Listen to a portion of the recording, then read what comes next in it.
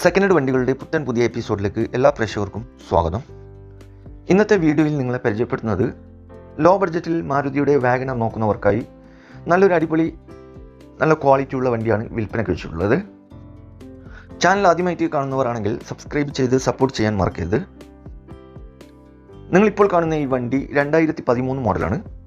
Option വരുന്നത് VXi ആണ്. നിലവിൽ നല്ല റണ്ണിങ് കണ്ടീഷനുള്ള ഈ വണ്ടി ഏകദേശം 60,000 കിലോമീറ്റർ വരെ ഓടിയിട്ടുണ്ട്. ലൊക്കേഷൻ വരുന്നത് മലപ്പുറം ജില്ലയിലെ കൊളപ്പുറത്താണ് ഈ വണ്ടി ഉള്ളത്.